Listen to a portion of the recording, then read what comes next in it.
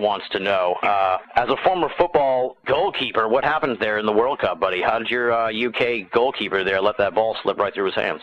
I know. They used to call him Cinderella because he kept missing the ball, you know what I mean? Same as me. But, yeah, I kind of follow football a little bit, but at the periphery, really, because, you know, what I'm doing, as you know, is a little more all-encompassing, isn't it? You know what I mean? Yeah. And so it's on the periphery, and how England do, I couldn't care less. I'm not really into that sort of stuff. Yeah, the nationalism, that kind of thing. Oh, that business, yeah. Yeah, it seems a little imposed. Yeah, we get that in America here as well. Now, okay, all that joking aside, now let's get down to what I like to call the 400-pound reptile in the room, and that, of course, is, you know,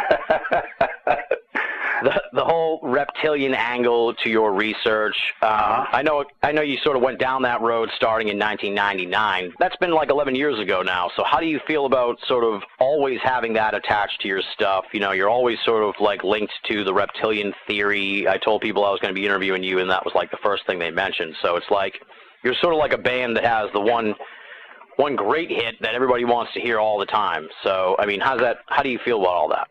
I don't feel anything, Tim, really. I mean, you know, if you research something and you conclude that it's the phenomenon is real, then being attached to it is fair enough. You know, see, when I started out on this journey 20 years ago, consciously anyway, my goal was to uncover what was happening in the world, who was really pulling the strings behind the people that appeared to be in power, and what was reality? Who are we? What are we doing here? What's this all about, this thing called life? And so my interest from the start was going wherever the information took me. And I don't have any preconceived political ideas, nationalistic ideas, cultural ideas, religious ideas or beliefs, and therefore there was no editing or censorship, if you like, of where I would go based on preconceived idea and preconceived belief. So where it takes me is where it takes me, and if people want to ridicule it or whether they're interested in it, well, you know, that's for them to decide. You know, I'm not here to tell people what to think and tell people what to believe. I'm just here to put information in front of people. Make of it what you will. If you like this bit and that doesn't feel right, well, that's fair enough. If you like it all, well, that's fair enough. If you like none of it, that's equally fair enough. Because, you know, the world is full of people. The whole system is full of people, and so much of the conspiracy research movement is full of people, to a large extent, who are telling people this is what you must believe. We're drowning in that stuff. We don't want any more. We're drowning in religious leaders of various and endless kinds, who are all the same program under different names anyway, saying, if you don't believe this, hell and damnation. You must believe this. If you don't believe this, you're wrong. I mean, that's a load of old rubbish. I mean, what we need to do is to be at peace with ourselves, pursuing information wherever it may take us, without, oh my God, what will they think of if I talk about this? I couldn't care less. Yeah. And also be at peace in the same way, Tim, of saying, well, we must be at peace with how people receive that information. So how people react to what I put out is entirely up to them. It's none of my business. It's their business. So I'm at peace to go anywhere the information takes me, and I'm at peace with how people receive it. I mean, when you cut away all the kind of programmed reactions, like a software program, press enter when you put this data in and you get the same reaction from every computer. Once we cut away from that and take a deep breath, you just see how even people who go on and on about censorship and suppression of information, who also jump on people who react against their information. I mean, hold on a second. You know, we're either in favor of the free flow of information and let people have the basic human right of deciding what they think of it, or we're not, and I am. And so I have no problem with being attached to the reptilian thing at all. In fact, quite the opposite, because I would strongly suggest it is a fundamental aspect, a fundamental foundation to what is actually behind the families that increasingly demonstrably, are running the global economic, political, business and media system. Okay. Now, I was looking at some of, I shudder to admit it, but I was looking at Wikipedia to get sort of a more rounded idea of what other people are saying, and I found it interesting, that there's sort of like interpretations of your work here, especially the reptile part, where people say, this kind of took me by surprise, where it's a Swiftian allegory, which or that you don't even really necessarily believe like the reptile part, that you're using it as a metaphor for something else. But is that the case, or do you straight up, Oh my God, I think I've lost the will to live, Tim. No, I'm talking literally. And when you read my books and the mass of detail that I've written about this to suggest what people are, a few people are suggesting, and they have every right to do it. I mean, the right to be wrong is a fundamental right, Without the right to be wrong, we don't have freedom.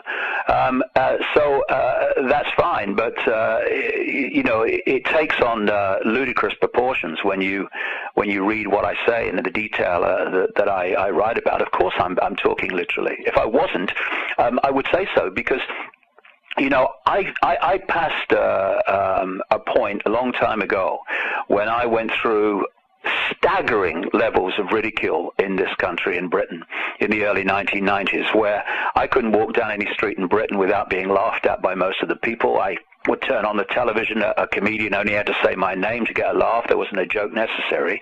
And what that did, all part of my journey, was clean me out of that prison that most people live in, which is fear of what other people think of you. That's what stops people speaking their truth. It stops people living their life as they want to live it, because it's outside of the norms that other people accept. And so going through that, if you like, cleansing of that prison has left me completely at peace with whatever anybody says about me. I really couldn't care less, because I've learned over the years, Tim, that what they're saying today, they'll say something different tomorrow. So why bother about what they say today? It doesn't matter to me what they say, and I know what I'm saying. I know what I mean when I'm saying it, and if other people want to interpret it in their own way, well, that's fair enough. Like I say, the right to be wrong is a fundamental human right, which must be protected. Absolutely, yeah. Just to be clear, I presumed you were speaking literally, but I kind of wanted to speak to these strange sort of interpretations of your stuff. It's sort of interesting that people do that. Well, I think what it is, Tim, one of the things is that, when you look at most people's journey from what we call cradle to grave, the range of perception of what is possible is absolutely shockingly narrow in most people, because the system has been set up to keep them there. If you're a few and you want to control the vast majority, you have to suppress the range and expansion of consciousness and awareness and sense of possibility. And if you want to keep people in that prison where they think what is possible is a fraction of what is actually possible, then of course what you have to do is suppress information about what is going on, what is possible. And when you do that, you get people going through their lives dismissing things that are actually true because they are too fantastic for them to accept. And so they dismiss it by reflex action, like the reptilian thing. That's a load of rubbish, mate. How much research have you done on this? I don't have to. It's rubbish. You see, if you can take people down a journey through their lives, and you can, this is fundamental to the whole thing, and you can keep them in ignorance of the nature of reality itself, i.e. that this world is not physically real, it's a holographic illusion, and therefore all the things that people say, that's impossible. You can't do that in a solid world, mate. You can't shapeshift from a human to a reptilian, just one solid body to a solid body, mate. You can't do it. Rubbish. But when you start to realize that actually beyond that kind of version of the world that the system gives us, and it insists through threat of ridicule and dismissal if we don't accept it, actually is the real nature of reality, which is this world that we think is so solid actually isn't solid at all. And when people say to me, you can't shapeshift between a solid human body and a solid reptilian body, well, I hold my hand up. Of course you can't, and I'm not saying that. But when you start to understand the illusory nature of reality and how the physical is not physical at all, then suddenly you start to understand how the apparently incredible and ridiculous and bizarre is perfectly logically explainable. Let me go down that road with the reptilians and the shapeshifting. Okay. What I'm saying is that this reality is manipulated by reptilian entities and others, but they seem to overwhelmingly take a reptilian form, that operate just outside of the frequency range that the human senses can decode, because that's what it is. You know, I'm sitting here now, and all the radio and television stations broadcasting to this area are in the same space that I am occupying now. Yeah. I can't see them, they can't see each other because they're on different wavelengths. I mean, the wavelengths of the radio stations are coming through this wall to my radio. How can they do that? Because they're on a completely different wavelength, and therefore the twain shall never meet because they're too far apart on the dial. And we are living in the equivalent of a television station, if you like, which the human body computer, as I call it, decodes, and there's a frequency range that it can decode, and therefore we're, if you like, on BBC One television. Now, BBC Two and BBC Three and ITV and CBS and NBC are all sharing the same space as the BBC One, which I can perceive because that's the wavelength I'm on, but I'm not aware of them. And if I was on their station, I wouldn't be aware of the one that I'm on now. You know, when you're on a radio station, say Radio 1, and then you go to Radio 2, Radio 1 doesn't cease to exist just because you've moved the dial to Radio 2. It goes on broadcasting. It's just that you're not on its wavelength anymore. Therefore, what we call the world is actually just a range of frequencies, a very narrow range of frequencies, actually, which the human body computer is decoding.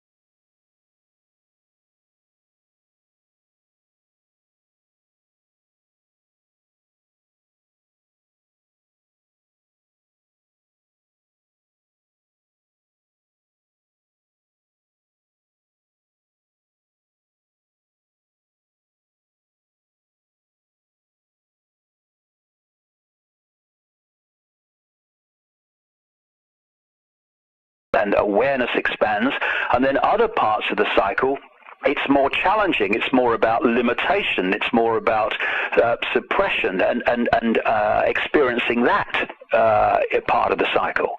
And there comes a point, obviously, as you go around, where one part of this cycle is replaced by another. One yuga is replaced by another. And when I first had my mind-opening, mind-blowing experiences in 1990 and that period, one of the first things I kind of started to learn by a sequence of synchronistic events and experiences, shall we say, was that there was a new cycle coming, because there was a vibrational change coming that was going to wake people up from their amnesia. It was going to have the effect also of bringing to the surface all that had remained hidden up to this point, so we could see what we've not been able to see going on in the world up to that time.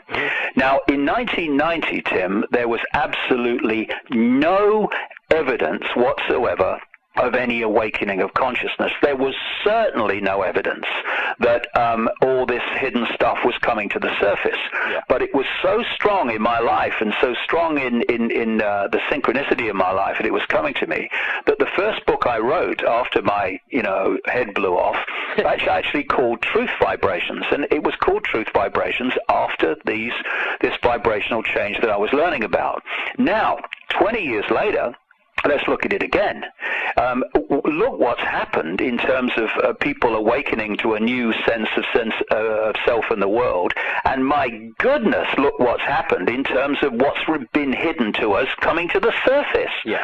I mean, look what we know now we didn't know 5 years ago, 3 years ago, never mind 15 and 20.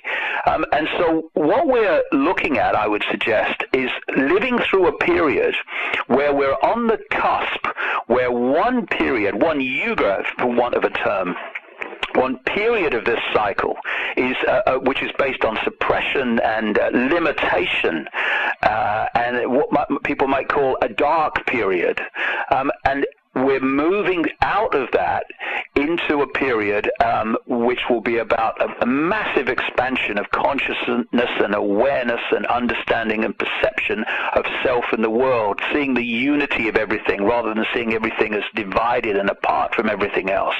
But of course, there's a point where the two are basically existing together. There's going to come a tipping point where the new epoch, the new energy, will become the dominant one. And that's not too many years away, I would suggest. But at the moment, we're still in a period where, up to this point, the previous yuga energy is still dominant, though losing its dominance with everyone that starts to wake up and perceive life in a different way. And so people, and I completely understand this, look at what's happening in the world now, and I'm kind of monitoring it and tracking it and everything on my website every day, where the control system, it seems to be getting more and more power and all the rest of it in so many areas and pushing itself on. What I'm saying in the book, and I'm saying here, is that we can read that another way, and that is that we are in the process of seeing the control system's death throes, where it's throwing everything it can at us like a cornered rat to try to hold on to a power structure which is in its dying days. You see, these people, Tim, these entities, they don't want to be on public display. Yeah. They would much rather go on as they have in the past, controlling covertly, where people are controlled without realizing, the extent to which they're controlled. Some people they're controlled at all, and certainly not understanding the ultimate force behind that control. That's what they want, because you can go like that forever. But what's happening, and I talk about this in the book, that these entities, because they're not actually in the timeline that we're experiencing, they can see down our timeline. They can see things to a certain extent further along the timeline than we can. They have known for a considerable amount of time that this energetic change, this awakening, was coming. And what they've been planning for, and that's why it's at this time of all times, when the control system is throwing everything at us, that this awakening is happening. That's not a coincidence. Those two things are completely connected, because the control system is trying to batten down the hatches and hold the dike against this vibrational change. And of course, it's whistling in the dark, because of course you can't stop this energetic change. It's going to happen, but it's trying to. And for the next few years, it's going to seem as if the control system is going to prevail, and then the whole thing's going to come down, because we're going to reach the point where this new energy, these truth vibrations, the energy of expansion and of the new epoch is going to become the dominant one. And I think we're seeing some signs of that all the time. Well, I am anyway, as I see people wake up who I thought would never wake up in this lifetime. Yeah. And so we are at a very amazing time, where we are living through this epoch change. And the more that we stop cooperating with the system and stop acquiescing with it, the less extreme it will be before it actually comes down, because it is coming down. But you know, if we just walk away and do nothing, or just acquiesce, yes sir, no sir, then it's going to get even more extreme before it actually comes down, which is going to be very, very unpleasant indeed. But what you're saying is, eventually, no matter what, this police state, New World Order, whatever you want to call it, Illuminati, all that stuff, is bound to fail because of this impending golden age of consciousness. Yes, I'm absolutely saying that. Like I say, it's no accident or coincidence that the police state, not just the police state covertly, because for a long time we've been controlled covertly, for an enormous amount of time, of course. But I mean, what I'm talking about is it's now becoming blatantly obvious to more and more people. I mean, never mind the reptilian thing, never mind this energetic stuff that I'm talking about. Let's just go on the basic everyday experience of people.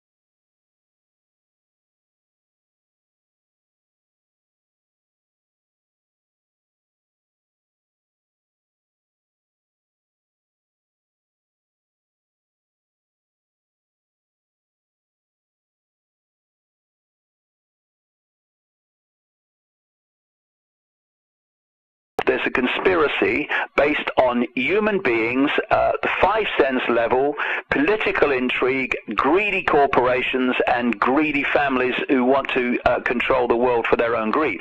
I ain't going any further than that. And by the way, my religion has to be part of this as well, or I ain't going there either.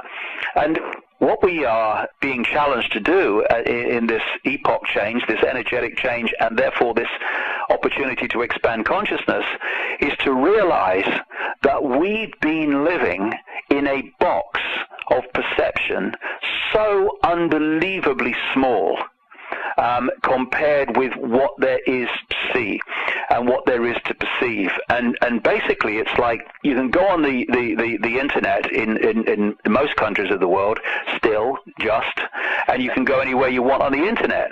But you go into China and they firewalled off vast areas of the internet that Chinese people can't access because the authorities there don't want them to get access to that information because it will change their perception of the Chinese authorities.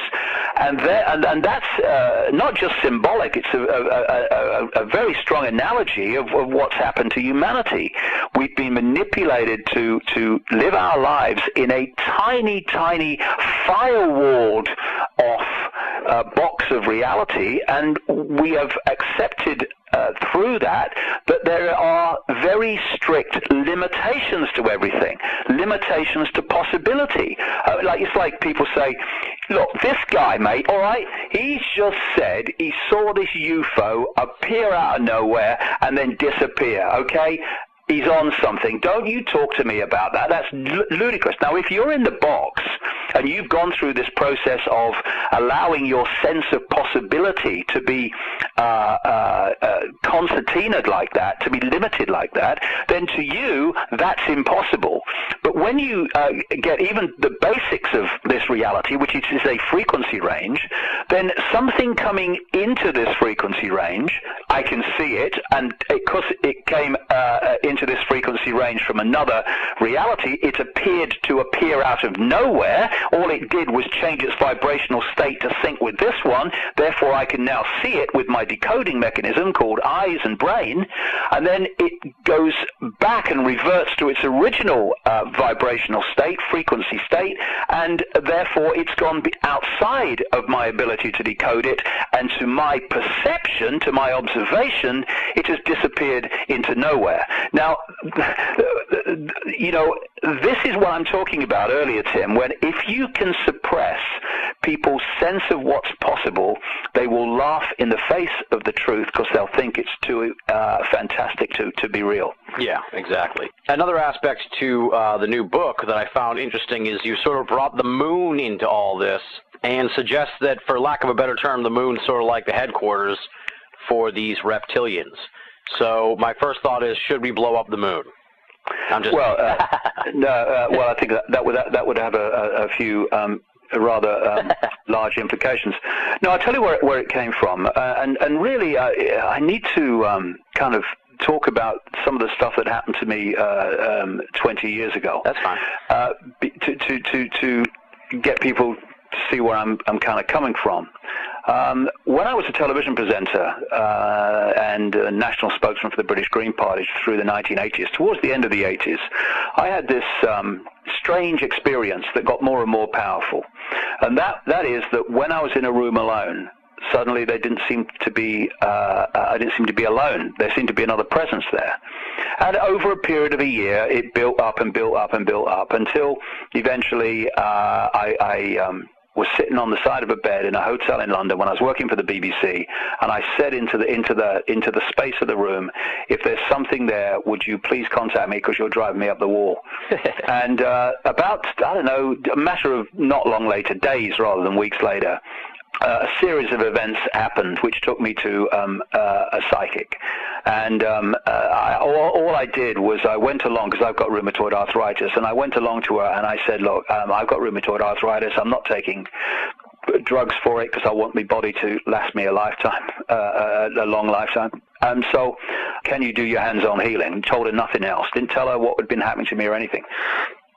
So I went a couple of times, got the healing and all this stuff, and then I went the third time, and suddenly, in the middle of it, I felt like a spider's web on my face, like a cobweb. And this kind of hit me because I'd read in this lady's book, who I as part of the synchronicity of me getting to her, that sometimes when other levels of reality, consciousness, whatever you want to call them, are trying to lock into you, you sometimes feel like a spider's web on your face. Okay. Anyway, about 15, I never said anything to her about what I was feeling. I just thought, oh, God, that's that spider's web I feel. Anyway, about 15 seconds later, she kicks her head back and says, my God, I'm going to have to close my eyes for this one, and starts saying that she was seeing this figure in her mind and was giving me information. And it was that I was going to go out. I mean, just think of it, Tim. At this time, I'm presenting sport for the BBC and news, and I'm a national spokesman of the Green Party, and suddenly this lady's telling me that she's being told to tell me I'm going to go out on a world stage and reveal great secrets. Where I'm going with this is one of the things, I was told a load of things at that time, and again in another meeting with her a week later, which have all happened. Apart from one thing, they've all happened, and or are happening. And two of the things that I was told was this. This is 20 years ago nearly. So it is 20 years ago. Sometimes he will say things and wonder where they came from. They will be our words. And knowledge will be put into his mind, and at other times he will be led to knowledge. Well, we have a famous advertisement in this country for household stuff, and the punchline is it does exactly what it says on the tin. And I have to say that over the last 20 years, what I've just said has done exactly what it said on the tin. Yeah. What has happened is that I've had these kind of, if you like, insights out of nowhere about something, and then all the, if you like, 5 sense level of research has come to me after that initial insight. This has been going on for the best part of 20 years, and so I recognize it. I recognize it when the energy in the room changes and suddenly some insight comes in. So what happened with the moon, Tim, was I was writing this book, Human Race, Get Off Your Knees, and I wasn't incorporating the moon at that time. And I sat down at this very computer where I'm sitting now, and the energy in the room changed very demonstrably. And what suddenly went through my mind very clearly was the moon's not real. The moon's a construct, right? So I sat there and I thought, well, I've been here many times before, but the moon's not real. Let's have a look at this. So what I did, expecting to find nothing, is I typed in various words into a search engine based on that kind of theme, and within, oh God, no more than a minute, 2 minutes, up it came. A book called Who Built the Moon by two researchers called Christopher Knight and Alan Butler. And I sent for it, and I read it immediately, and I was kind of taken aback by a lot of the information in it, because it was saying the moon cannot be real. And I'm thinking, well, that's exactly what the insight came. So I then, of course, as you do, I turned my focus on this, and as with the process over the last 20 years, after the insight, the 5 sense information comes my way pretty quickly. And one of the things that they say in this book is the moon is bigger than it should be, apparently older than it should be, much lighter in mass than it should be. It occupies an unlikely orbit, and is also so extraordinary that all existing explanations for its presence are fraught with difficulties, and none of them could be considered remotely watertight. And it's an interesting thing that relates to many things here, because we're born into this world. This is where the box and the limitation of perception of possibility comes in. We're born into this world, and it's like, well, this is how the world is, mate, isn't it? Yeah. And this is just a quick aside, but an important one. This is why we are the generations alive today, older generations alive today, are playing such a very, very important role, because we have still the ability to compare what the world was like before to what it is now and becoming now. Young people born into the world now are born into the world of the police state. They're born into schools with cameras all over the place. They're born into schools where they're giving fingerprints for their school meals. To them, this surveillance and control is, well, that's the way it is, mate. So, you know, and it's the same with the moon. It comes up, it goes through its cycle, and Well, of course, it's the moon, mate. Of course, it's always been there. Well, when you start to do the research, and I do a lot of stuff in the book on it, you find that actually there are extraordinary anomalies relating to the moon. Like, it's much bigger than it should be. I mean, it's been postulated by some scientific writers that if the Earth had a satellite at all, and with its magnetic field that is far from certain, it should be maybe 30 miles around. This one's 2,160, I think it is, miles around. It's massive. I mean, some scientists even talk not about a moon-planet relationship, but a dual planet relationship. Yeah. Then you ask the question, where did the moon come from? And then you find something else that you come across again and again and again in different areas, that what is accepted as scientific fact actually turns out to be a scientific theory. The official theory, which has been accepted as fact by repetition, like most fact is that the Earth was hit in its earliest times of formation by a Mars-type planet, and a great chunk broke off and became the moon. When the physics of that didn't work out, they called the first one the whack theory. They then came up, when the physics didn't work out, with the double whack theory, which is that this Mars-type planet hit the Earth and then came back and gave it another go, the old 1-2. And, it's talk about desperate. And it's interesting, too, as I continue with this research. I didn't know this at the time, but, two Russian scientists in the 1970s wrote a detailed paper about the fact that the moon is a construct, and that it's been hollowed out, like a hollowed-out planetoid, and it's become like a gigantic space vehicle to, traverse the cosmos. And they say that much of the inside of the moon was hollowed out and became the outside of the moon. And it's interesting that some scientists have said about the moon, it's inside out. What's on the surface of the moon should really be on the inside. Another scientist, Erwin Shapiro from the Harvard-Smithsonian Center for Astrophysics, said the best explanation for the moon is observational error. The moon doesn't exist because by the laws of physics and all the rest of it, it shouldn't exist in that place, in that size. And another thing that the Who Built the Moon book points out very, very well indeed is the extraordinary relationship, geometrical relationship between the Earth, the Moon, and the Sun. And people need to just sort of read that book, or kind of read Maurice get off your knees to get into the detail. But I tell you, the relationship is fantastic, and it only works between the Moon, the Earth and the sun, not with the other planets. And the key to making it work is the Moon. What then happened as this was unfolding is I got on to the oracle, Credo Mutwa, the Zulu shaman, who's well into his 80s now, and is the most extraordinary, brilliant expert in all the different legends and laws and accounts of ancient Africa. And people in researching, the background to all this, researching the history of all this, one of the places they have missed massively so often is Africa. The African legends are incredible in the way that if you take their symbolism and bring it into the modern world, you can see that they are talking about things that scientists have now understood. For instance, the Zulus, and I found the Zulu legends, Credo's a Zulu, I found the Zulu legends over the years to be extraordinarily accurate in this way. Their words for time and space are virtually identically the same word, because they understood eons ago that time and space were, in effect, the same thing. Anyway, I get on to Credo Mutwa, and I say nothing to him about all the stuff that I'm putting together on the moon, and I'm being very surprised by it as I'm coming across it. Crikey, I didn't realize that about the moon.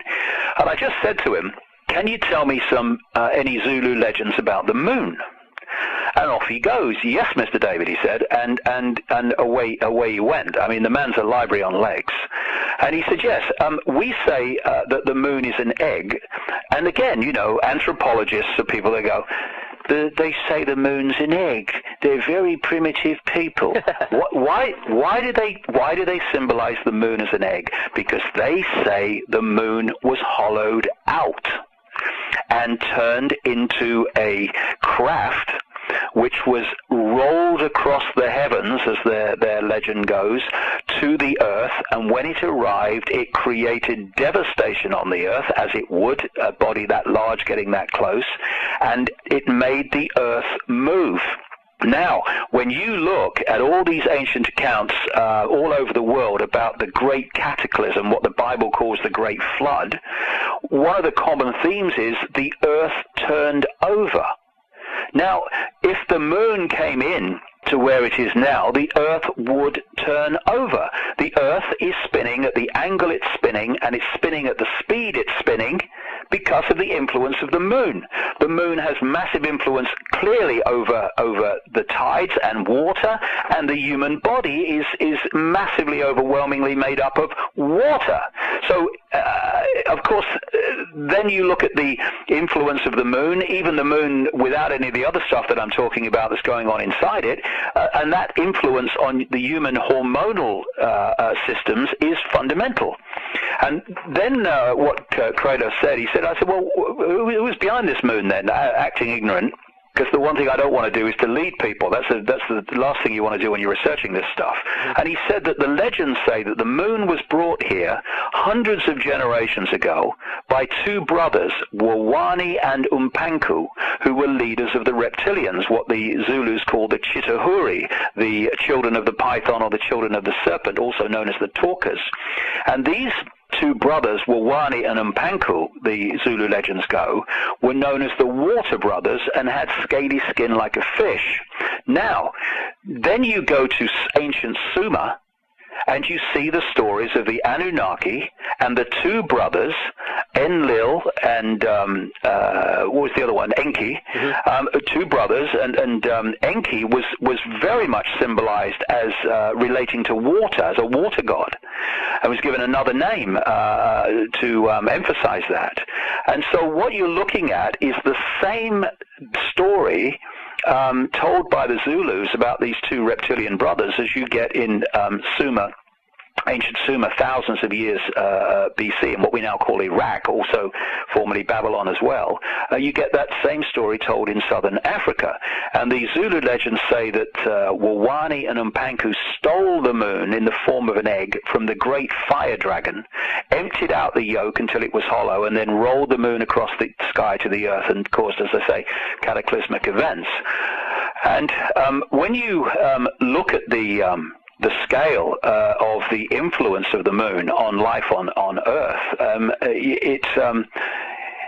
it supports the Zulu claim that the arrival of the moon fundamentally changed life on Earth in every single way. Interestingly, one of the Zulu legends about the Chitahuri, the reptilians, is that they threatened humanity in ancient times, a long time ago, that if they did not do what they were told and didn't serve the gods as they were perceived, then the gods would move the moon and cause great catastrophe. So, you know, I could go on and on about this, but you know, the book is 355,000 words because there's so many elements to connect together before the apparently fantastic becomes logically possible and credible. But I can say this in one line: what we know about the moon or think about the moon in our everyday lives without researching it is nothing like what there is to know about the moon. So let's sort of move ahead a little bit. Let's say we enter this golden age of consciousness, as you say. We break out of the five-sense reality. At that point, are the reptilians exposed for what they are? And what do they do? Do they leave? Do we kill them? I mean, what happens then, do you think? Well, I'm not the oracle sitting cross-legged on the mountain saying I know it all, and if I was saying that, then people should just walk away.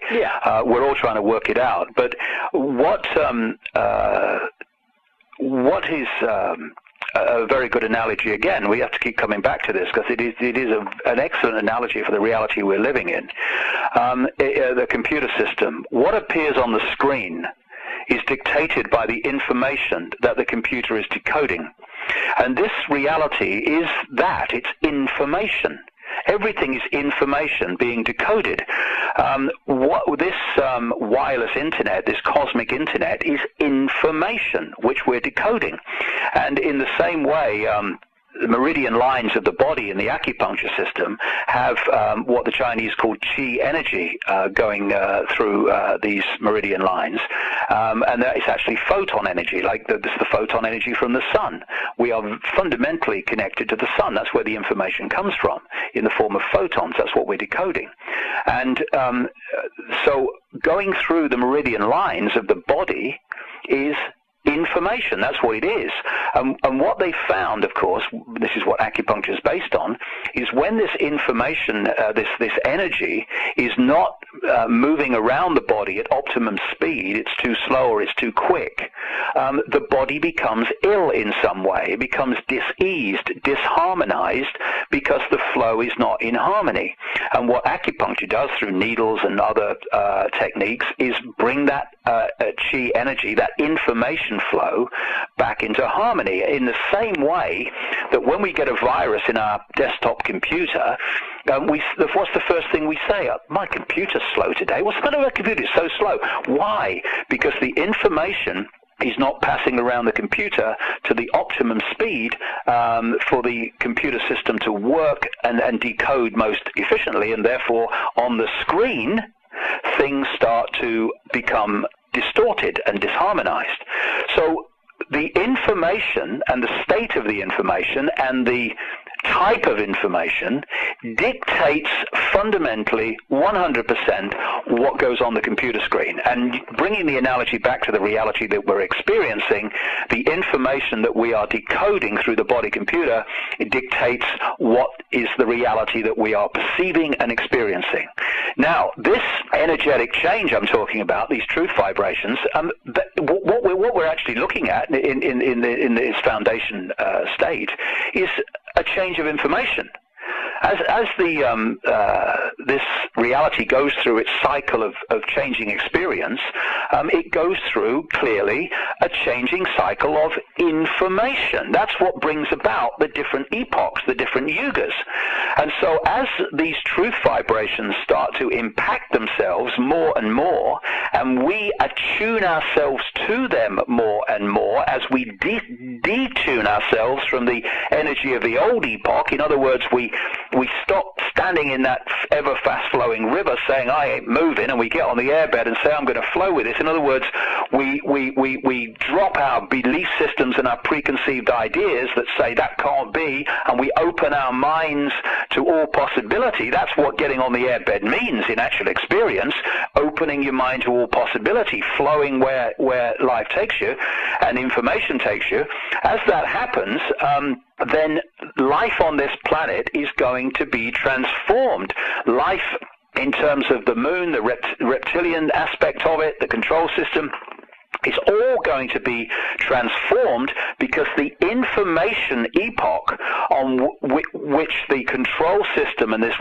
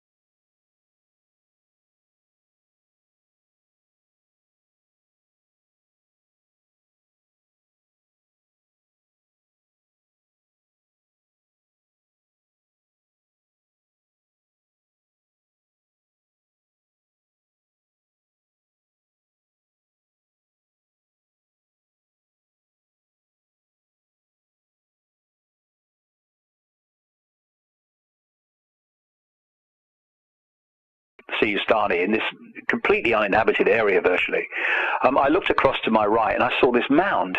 This is February 1991. And I looked at the mound, and all I could hear in my head when I looked at the mound was, come to me, come to me, come to me. And I thought, crikey, that mound's talking to me. But of course it wasn't a mound. It was just an indication this is significant. So I said to the guy, can you stop the bus? I'm going up that mound. I'll only be a minute. Well, I thought I'd be only a minute, but I was over an hour because of what happened. And I walk up this mound, and I didn't see it from the road, but when I got to the top, there was this standing stone circle, which I've actually seen on the internet while I was writing this book, actually. It's the first time I've seen it since I was there.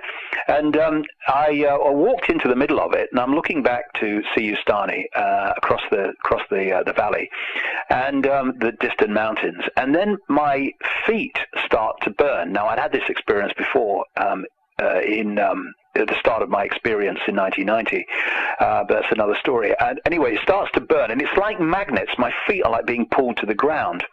And then I felt like a drill going into the top of my head and down through my body into the earth, and another flow of energy coming the other way and out the top.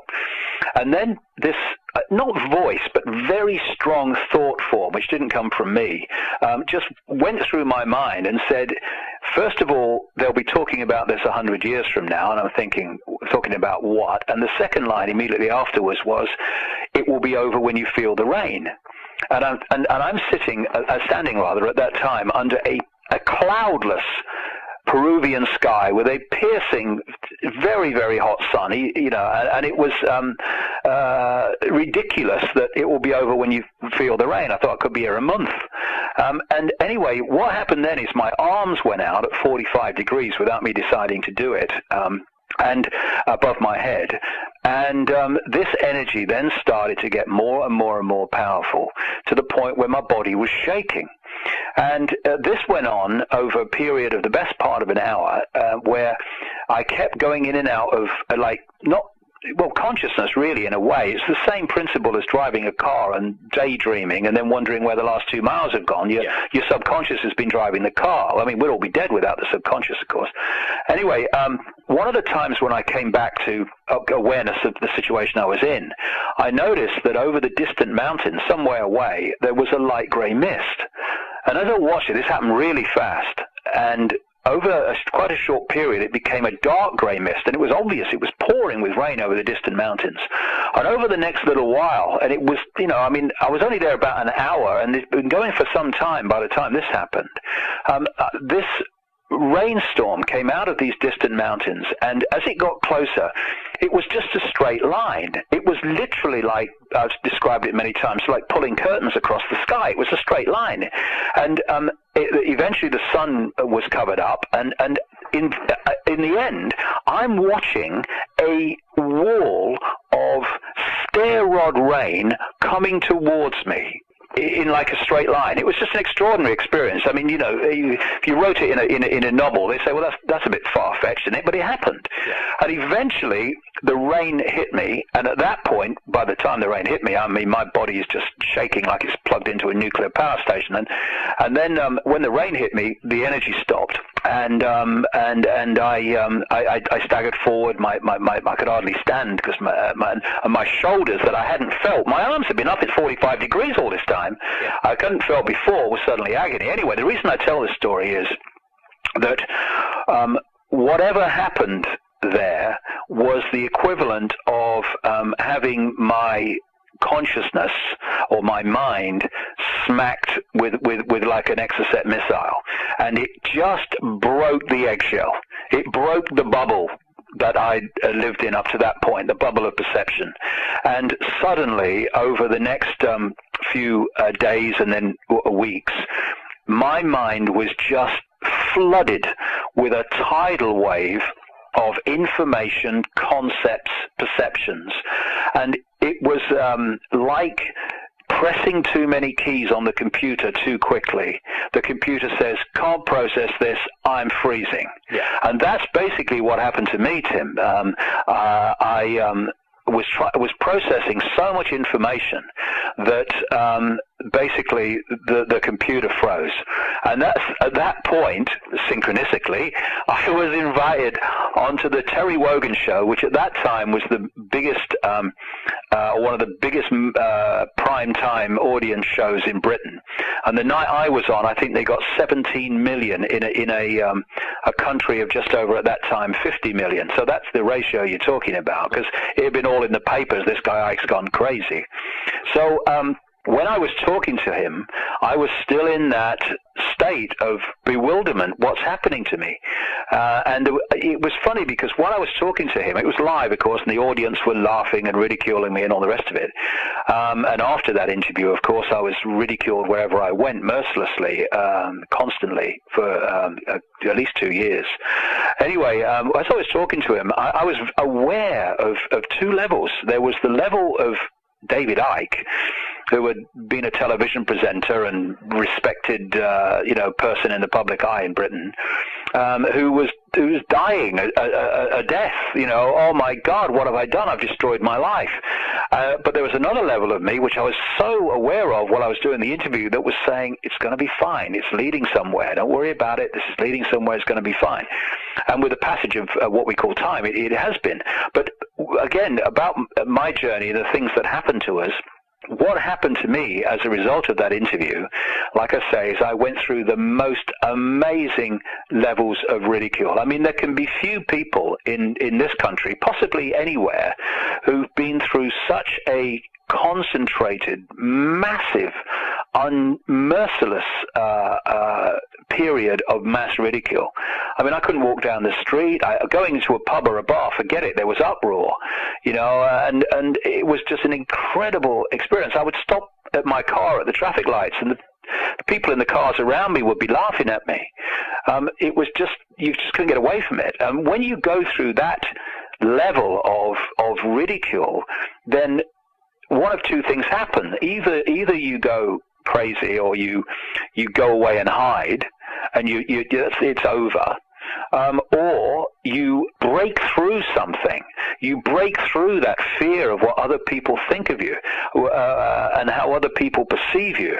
And I wrote a book just after that called I Am Me, I Am Free, which was basically inspired by the fact that I went through this process of letting the mass ridicule serve me in a way. I didn't realize I was doing it at the time, but with hindsight I can see it, to release me from the prison that most people live in, which is the fear of what other people think. Now, in my journey up to this point, and again, we come back to what we were talking about right at the start with the reptilians, if I had not been through that process of mass ridicule and therefore cleansing this concern with what other people thought of me, there is no way in the world that I would ever go public about shape-shifting reptilians. Yeah. The number of people that have said to me, look, mate, I've seen it. I'll tell you what I've seen it, but don't mention my name. I can't take the stick I'll get if people know it's me. If someone's going to put these things out, for goodness sake, mate, if someone's going to talk about the moon not being real and all that stuff, along with reptilians and along with this is an illusory reality, then if you've got any vestiges of worrying about what people think of you and how they might ridicule you, laugh at you, dismiss you, then forget it. You ain't going to go there. Yeah. And this is why the personal journey of people doing this and the information that they are uncovering and pursuing and communicating are fundamentally connected, because the person has to work on themselves to get to a point where they can put this information out. Because if they don't, then they're not going to put it out, and they're going to say, I'll go here because people won't laugh at me here up to this point, but I ain't going there. And therefore all this information, which people need to have access to so they can say, well, what do I think of it, would never get circulating. You know what, when I came across the reptilian stuff, I put reptilian ETs and variations of those words into a search engine, and I got a handful of pages. Put those words in now. Tens and tens and tens of thousands of them. That's because once it gets out and it starts circulating, then it's got a chance of having people look at it and think, well, it may sound crazy, but let's just look at it without preconceived idea. Do you know, this seems to make sense. A number of people have said to me, it makes sense to me. It shouldn't. I know it shouldn't, but it does when I look at it. But they wouldn't say that unless someone put it out there. Exactly. Yeah. Yeah. And it must be, gratifying because, what happened in that interview, everyone was kind of laughing at you and everything. And, I saw the 2006 Wogan interview, and it seemed like it was a complete reversal. I mean, it seemed like they were laughing at him almost for being sort of clueless to what's going on. Yeah, that was the end. It's an interesting that you should bring that up because when I was asked to go on the Wogan show just a few years ago now, where he was interviewing guests that he'd interviewed in his previous series years ago that I talked about. Yeah. I said yes immediately because something told me this is the end of an era. This is tying the ends of that period of your life. And so, because by this time, of course, I'm a very, very different person. I'm a much wiser person. I've had that come to me through sheer experience. I understood so much more. I wasn't in a bewildered state anymore, thinking what's happening to me or what the heck's going on. I mean, I was only weeks. It's only like a few weeks after that experience in Peru that I was sitting in that studio in the first interview. So when I went on, it was a very, very different interview. And I walked out of that studio that day, and I thought, okay, new era starts now. That's the old one. That's the ends tied of the old one. Now we start a new one, and that's pretty much what has happened. So it's funny how life works, and how we attract these synchronistic things to us, which we call coincidence, but are not coincidence at all. Well, while we're talking about sort of like periods of your life, I feel compelled to ask you about this whole turquoise period, because I know I've heard a lot about it, and I feel like I haven't really heard anything about it from you in recent years, maybe because people are afraid to embarrass you about it. I don't mean to, put you on the spot or embarrass you about it. I mean, I feel like maybe it's sort of like the whole idea of like people's hairstyles in the 80s, like what was I thinking back then? Is that what this is all about? Or, what was going on with the whole turquoise period? It's real simple. It just fits in with what we've been talking about. After I'd had that experience on the mound in Peru, and I came back to Britain, I became extraordinarily attracted to the color turquoise. Simple as that. And it was so fast after the experience in Peru on the mound that clearly the two were completely connected. And of course, turquoise is a sacred stone, sacred color to Native Americans and stuff like that. And the first time I met Credo Mutwa in South Africa, he was decked from his neck to his feet in bright turquoise. So I was very, very attracted to that color for about 3 months, and I used to wear it all the time. And then after the Wogan interview, the first one, and I went through all that massive ridicule, and I'm still thinking what's happening to me. Suddenly, it was like waking up. It was a period probably about 3 months from the mound to what I'm about to talk about. I was almost woke up one morning, and everything had morphed into some kind of clarity, and if you like, the computer had unfrozen. And as the computer unfroze, so I ditched the turquoise. I didn't feel that I needed to wear that anymore, and I haven't ever since. But I still think it's a lovely color. I mean, I've got a lot of, I like that color a lot, and yeah. But it was just that period where I was massively attracted to it, because of course, as you well know, Tim, everything's a vibration. The colors are vibration, and colors, like all vibrations, carry certain amounts of information. They affect you emotionally because they affect you vibrationally. This is why when someone puts a certain color on, they'll say, "Oh, you look so good in that color. It just makes you sort of vibrant." Yeah. Then you put another color on, and it just takes all the energy, all the color out of your face. And yet someone else could could swap those colors and have the opposite experience to you. So we sync with different vibrations, which we call colors and shades of color, in different ways. And at that point, because of something going on in me vibrationally, because of that mound, I became very attracted, i.e. vibrationally connected, attracted to the color turquoise. And then when the computer unfroze, if you like, bang, the turquoise I was not attracted to it anymore in the same way. Okay, interesting. Now I'm going to sort of hit some just general sort of questions. Now, in your work, you pretty much say the reptilians are a race of, for lack of a better term, ancient aliens, let's say. With that in mind, what do you make of contemporary UFOs and what's going on here with the UFO phenomenon of the last 60 years or so?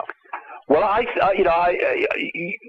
because there are so many levels to this, and there are so many aspects to this tapestry of knowledge, and this tapestry that is the world that we live in, and there's so many levels to it, so many vibrational levels to it, and what have you. It's difficult because you talk on one level, okay, about the 5 sense level, and you'll use certain words, and then you'll talk about another level, the interdimensional level, and you might use other words.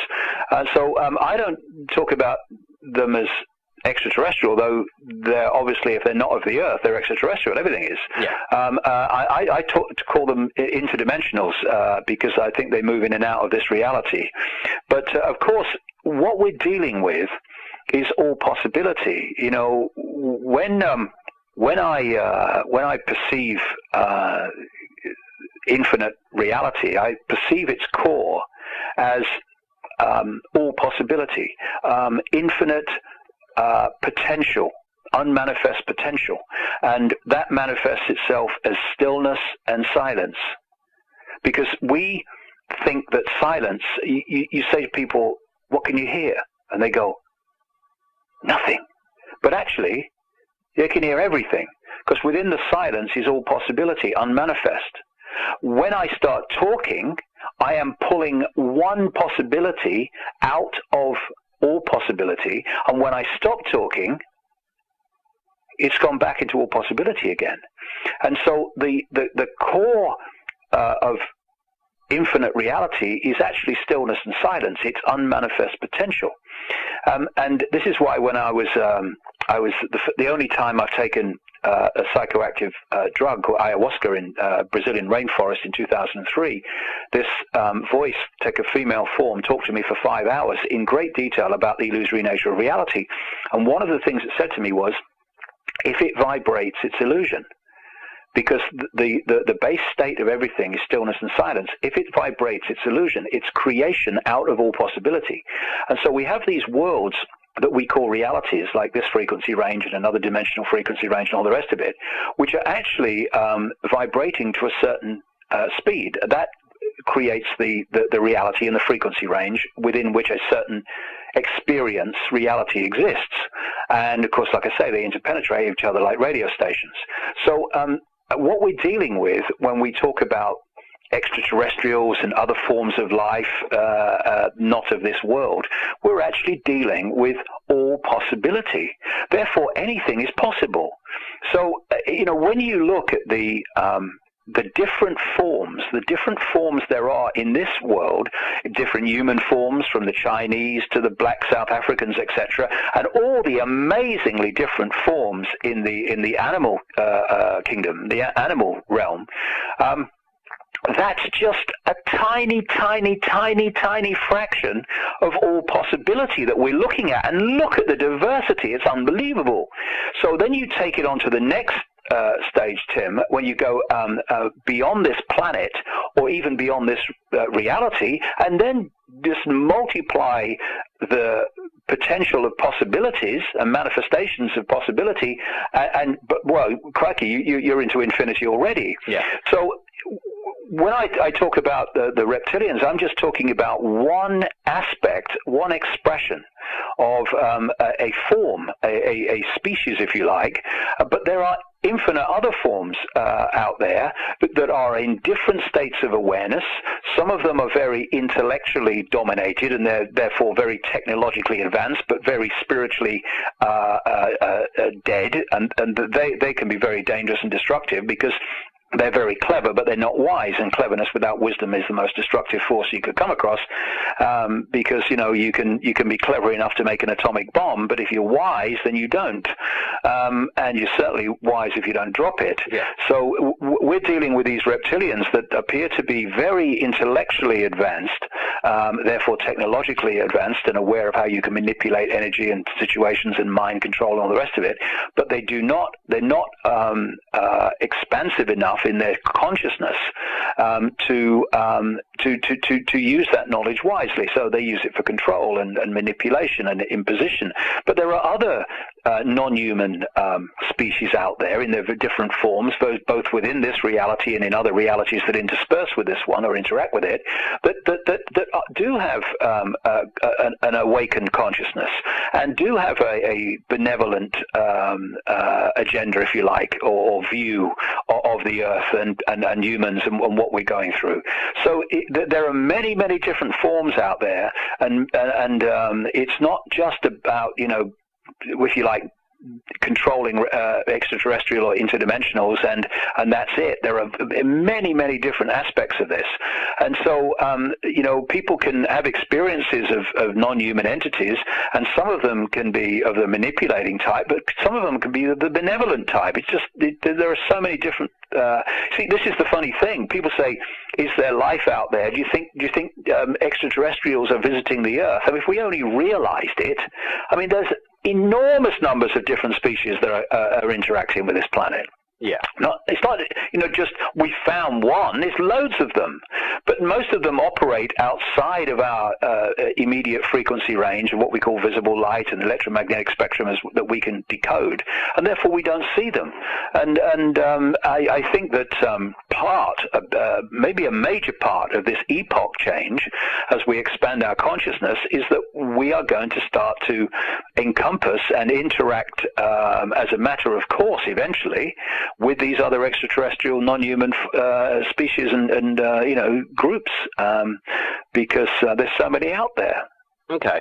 Here's sort of a question that just came to me throughout the course of this conversation here now. It's sort of a really big picture question, but it's one that I'm really intrigued to ask you, and that's, in light of all this stuff, okay, the illusory nature of reality and the multiple dimensions and the reptilians and everything else, I guess, have you ever pondered the nature of a God entity? What's your take on, the ultimate creator? I mean, do you think that it's some sort of intelligence, or is it some sort of like mathematical equation or a wave, if you will, something that's a force of nature more so than, an intelligent designer, if you will? Like, what do you think of all that? Well, we go back to what I was talking about a few minutes ago.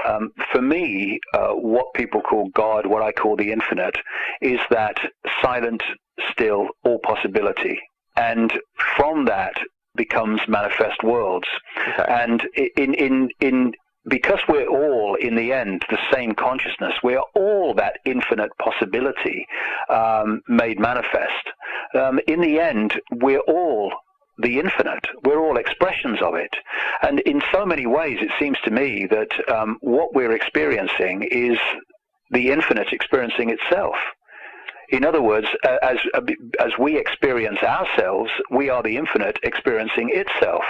And I look upon this reality. And of course, if you're going to experience yourself, it's not always, imagine if you went through life, and I mean, I can talk from my own experience big time about this, I already have.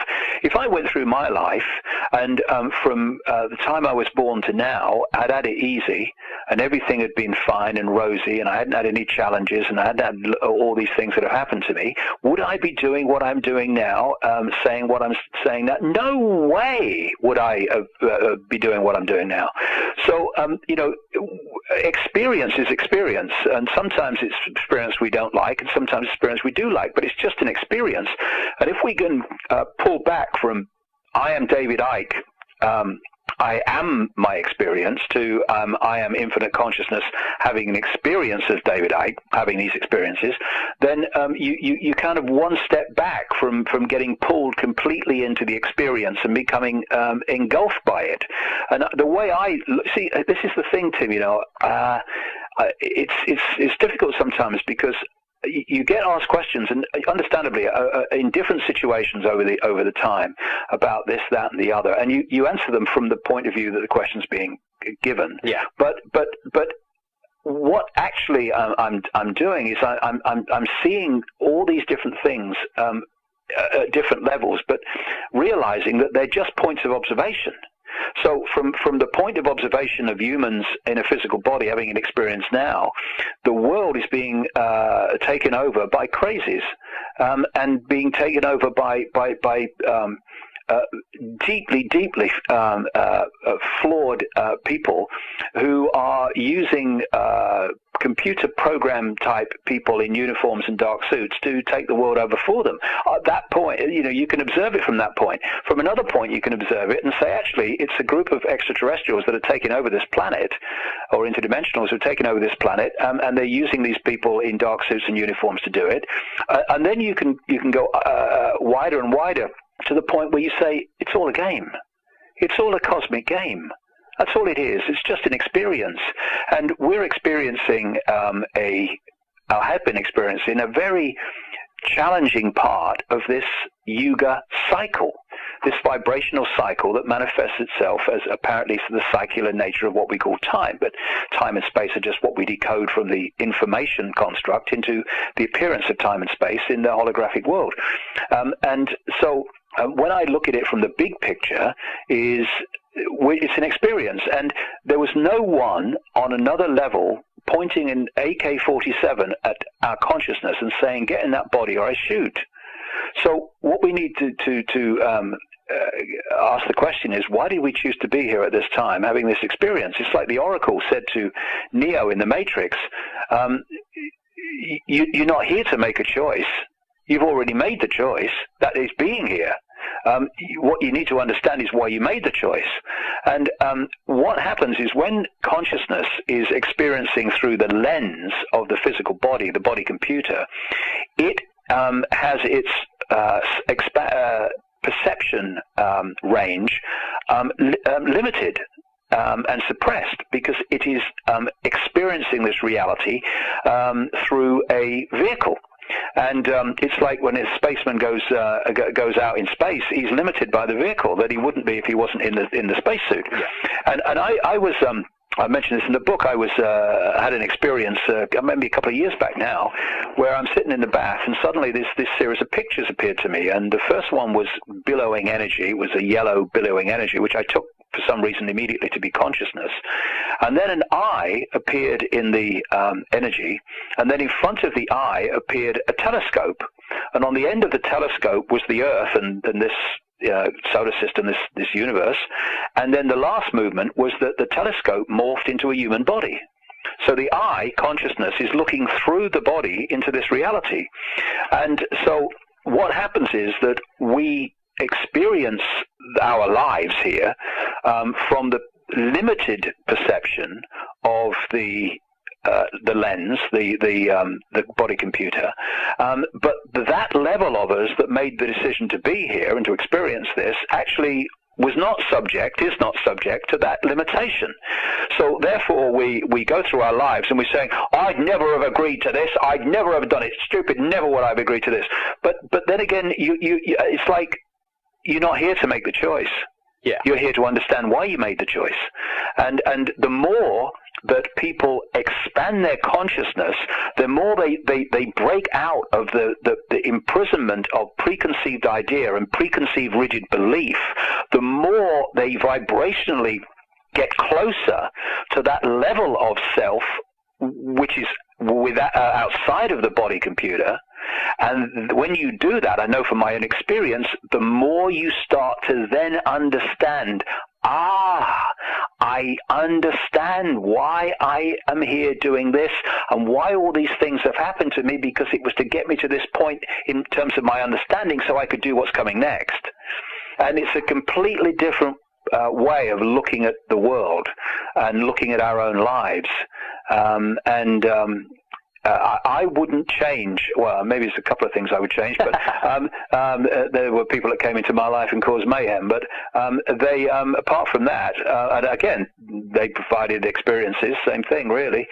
It's just that I would rather not have them. But when I look at my life and my experience now, I don't see it the way I did before I started to look at life differently. And life is easier when you do that, because you don't get pulled into this, why me? Why am I so unlucky? How could this happen to me? I'm just a good guy trying to do good things. Why is this happening to me? Because you start to realize that the experiences you have that often you don't like are the ones that give you the greatest gifts.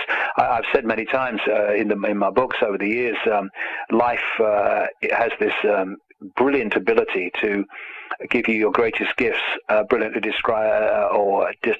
disguised as your worst nightmare. I mean, we've all experienced that. I'm sure I have. Absolutely. And you look back and you think, I wouldn't want to experience it again, but I'm glad that I did, because it led here. And there's so much going on in our lives, and there's so much going on around us. There's so much going on in our awareness.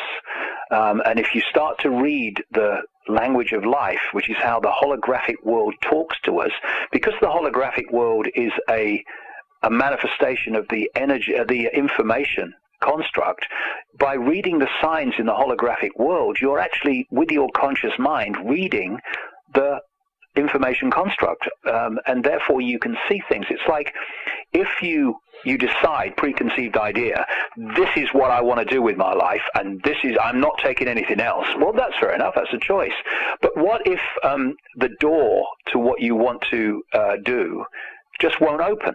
What do? You bang it a bit more? What do? Kick it now? It's still not opening. And yet over there is a door swinging open, saying, over here, this is for you.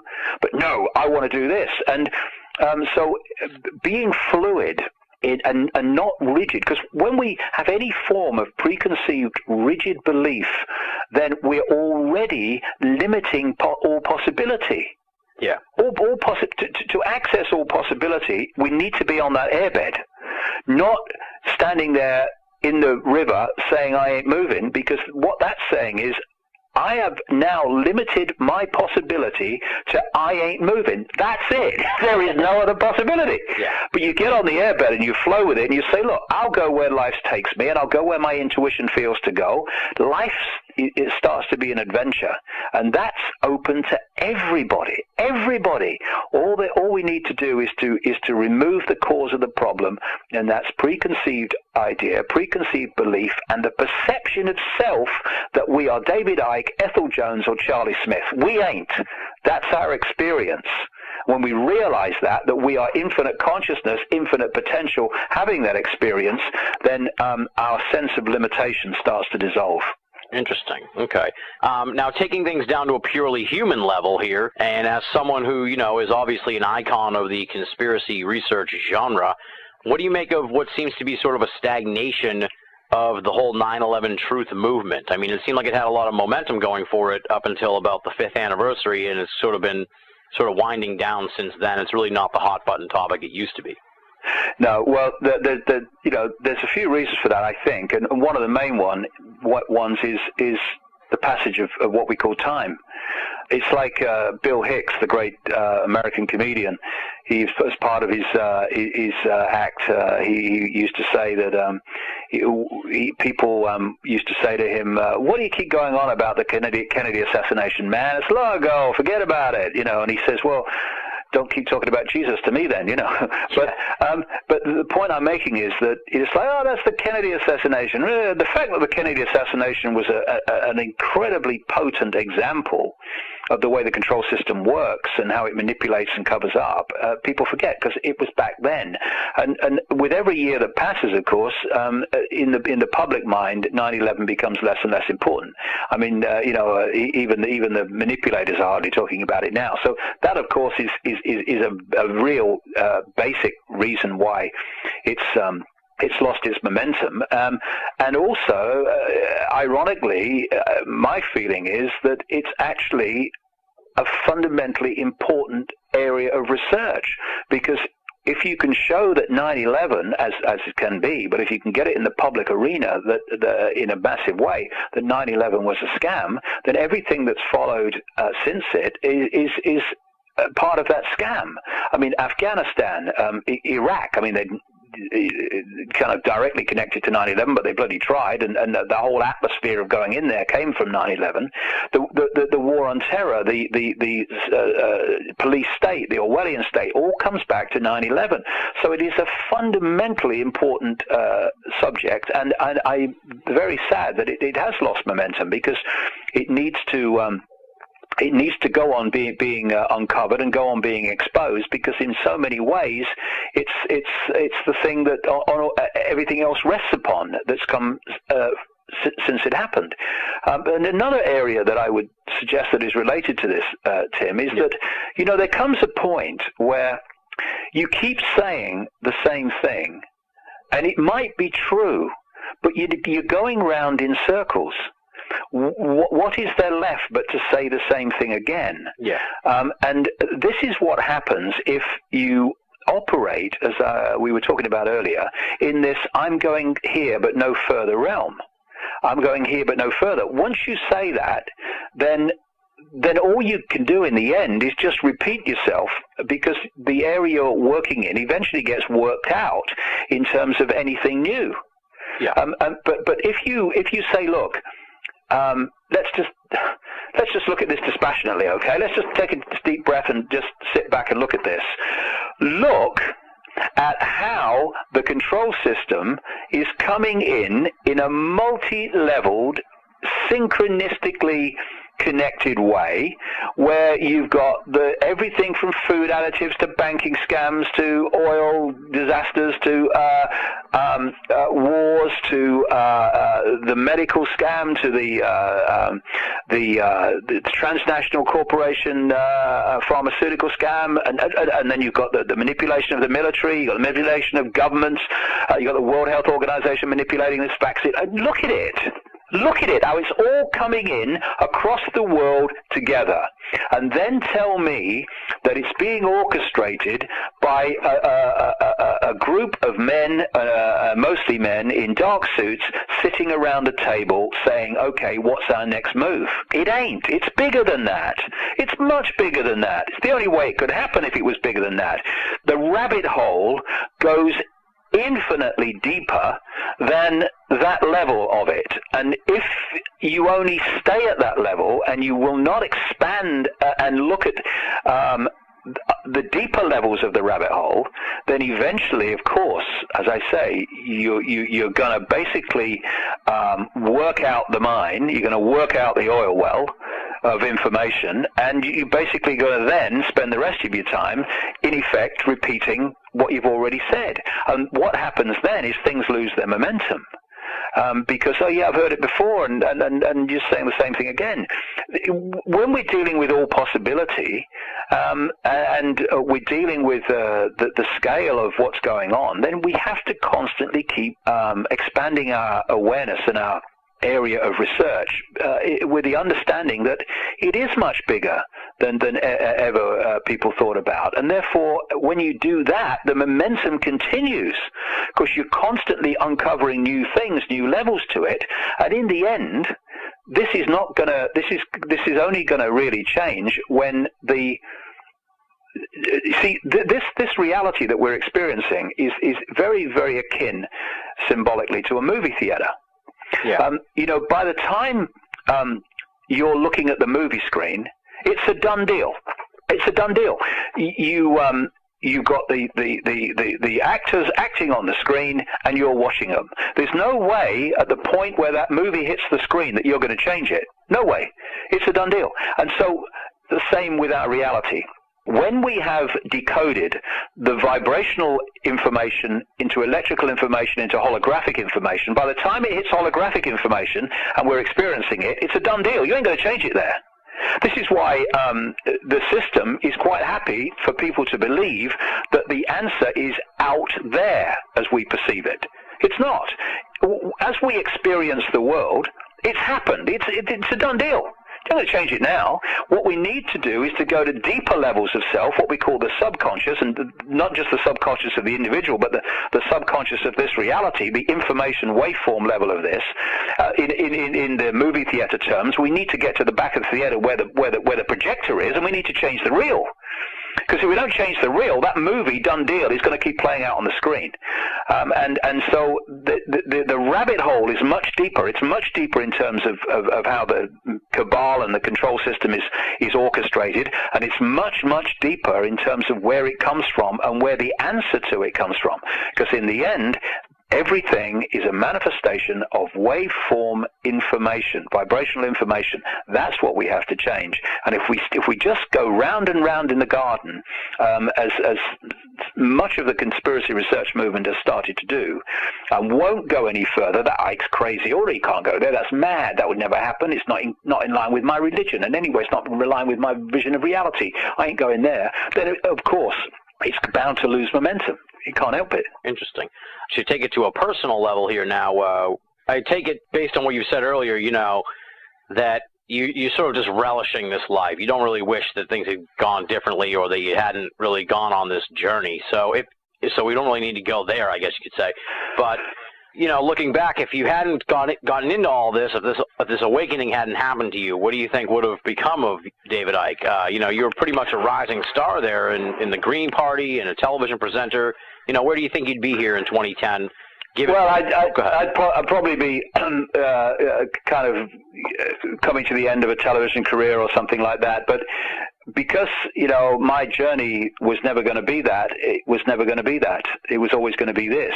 And so I don't really think about where I was going to go. I mean, you know, I look at my life, and I wouldn't want to be anyone else doing anything else but me doing this. And you know, that's a privilege, really, because I'm sure there are many unbelievable numbers of people in the world that wouldn't have wouldn't say that about their own lives.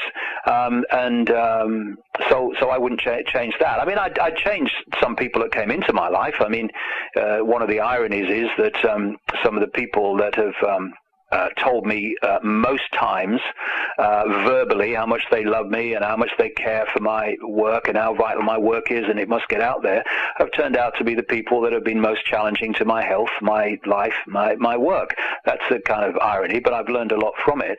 You know, it's an experience, and therefore it's an experience I've grown from. But I would rather it not have happened. Life would have been easier without it, I can tell you. Yeah. But you know, you accept these things and you get on with them, and I wouldn't change anything that I'm doing. And I just look forward. You know, I think, you know, it's 20 years since I consciously started to awaken, and when I look at the amazing things that I've seen and come across, and of course we're going down the rabbit hole. Therefore, they're going to become more amazing and more extraordinary, and as we get deeper in the rabbit hole, more and more potent to what is necessary to turn this around and make a difference. So, you know, I look forward to the rest of my life with tremendous anticipation, and I don't want to leave this reality, no matter what happens, until the job's done, really, or my part in it's done anyway. Well, that's a perfect segue to the final question here before we get to what's next for you, and that's sort of an existential question. That's, you know, you've been doing this for 20 years. I guess the existential part of it is like, when do you know when you're done? When is the work done? I think, from my experience over this period, my work will be done when I'm no longer here. You know, I think that's it, really. I think that, and I kind of came across this right early on, 20 years ago, this theme in my life, that there are people who are here to push the pyramid over, if you like, push the control system over. And then there is the next generation who are there to build up a new world in a new energy with a new from a new point of perspective and consciousness. And we're seeing those generations coming through now. The younger people of today, and the children and younger people of today are coming through. And there are some amazing young people in the world. I get fed up of seeing young people criticized and put down all the time. If I had spent my early years consuming cocktails of chemical poisons in what we call food and drink and all the rest of it, then I would probably go off the rails as well sometimes, because it's rewiring the brain chemically. That's what they're doing. It's absolutely outrageous. And when they've rewired the brain, then they say, oh, behavior problems, we've got to give you Reptilian and all the other stuff. So they're bombarding young people for the same reason that we talked about earlier. They're trying to knock them off kilter at this fantastic time of potential change of awareness and consciousness. But those generations, there are some fantastic young people, some amazingly aware young people, and they're the generations coming through to take it on to the next stage as the truth vibrations become the dominant information source in this reality. So I'm going to keep going until I keel over, because when I keel over, I'll know it's done. And I hope that when I get out of this body and I look back from an out-of-body state, and I'll symbolically smack my hands together and say, job done. That will be great. And there's so many people that now around the world who are playing a part in this, and there'll be more all the time. Every time someone else awakens, there's another man in the team, another woman in the team, another child in the team, another young person in the team, and it's just going to go on expanding. But we're at the cusp now where as I've said many times, the immovable object which thinks it is, the control system, is coming face to face with the irresistible force which is, and that's this information vibrational change that we're experiencing. Well, before I sort of get into the what's next for you, let me run down the tour dates so you don't have to.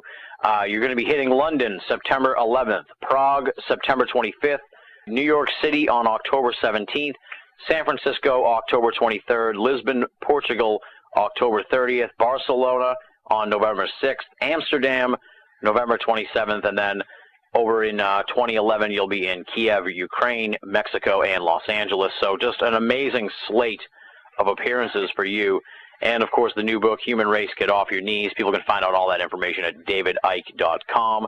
But beyond all that, what's next for you? What else do you have going on? New book coming up, or interesting research maybe that you're pursuing, or anything like that? Well, in about 10 days, I'm going to South Africa to spend 2 weeks with Credo Mutwa.